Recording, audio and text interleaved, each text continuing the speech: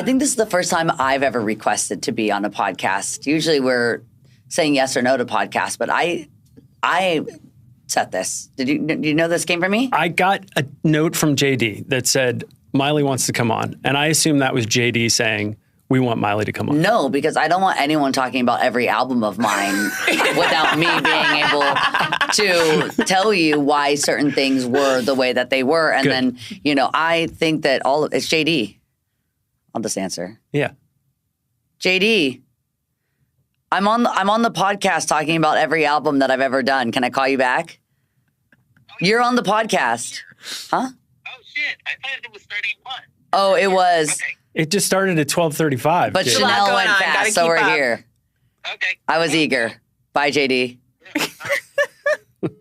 So for those listening, if you keep this part, that's my manager, JD. Yes. Who is the best. He is. Who has only been my manager for my past 2 albums, which I think they're my best 2 albums. So there's something to be said about JD's magic. I mean, you know JD. He's got a great set of ears. That's how I got here. And more than anything, he actually has a real brain and a real heart. Yes. Wow. So the ears, I don't even almost need quite as much because I got those. Yeah. It's him.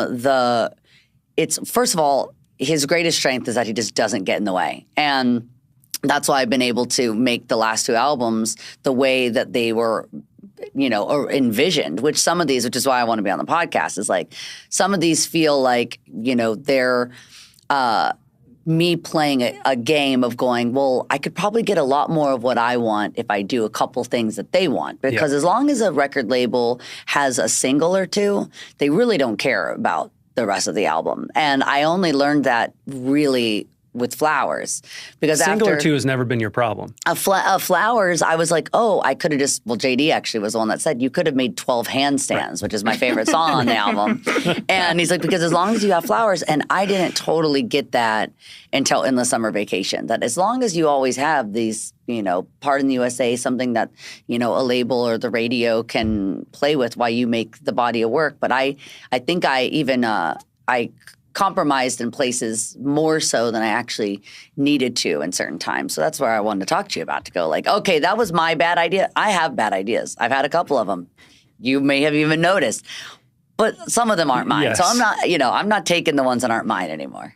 We're going to talk about this because I think you have definitely made your best album. I don't think it's a debate, at least not with us. Thank you. I feel that way. But I think that to understand why it's your best album, you actually have to understand the whole journey that you've been through. Mm-hmm. And one of the things that I want to make sure we get out of you today is you just told us about sort of feeling like you need to trade off with the label. Mm-hmm. I've heard you talk a lot about how you understand the business that you're in. Mm-hmm.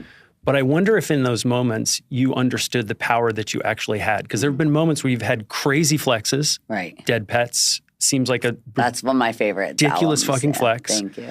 But that no label really would have understood. No label put it out. Well, that's the point. That's why it was free. Right. But the idea that you actually, as you went through these albums, felt like you had to horse trade with your label. I did a show at, I always say it wrong, Bemelmans. There's a joke going around. It's so hard. Because I was calling it Bemelmans.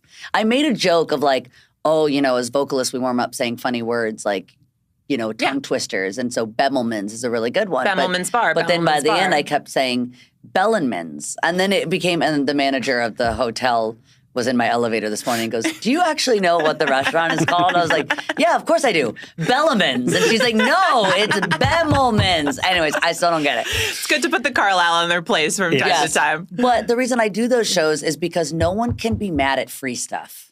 Like, if someone gives you a bad Christmas present, whatever. Right. It's free. Who cares? Right. And so for Dead Petz, I remember just going like, it's free. Like, it's not a problem. Like, the fans, you're getting what you pay for, which is a whole lot of nothing. It's a whole lot of what I like, because the only person that paid for this is me. I bought the little microphone, and I had a garage set up, and that's where I recorded all my vocals, and there was no, producer fees, because Wayne Coyne's making it because he wants to make it, and he's already got all the gear, and, the drugs were the biggest cost. The drugs were the biggest cost, yeah. Which to hide those from my accountant, we called them vintage clothes.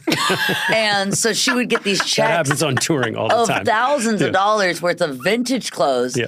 And every time she saw me, she'd be like, where's that like $15,000 original John Lennon t-shirt that you bought?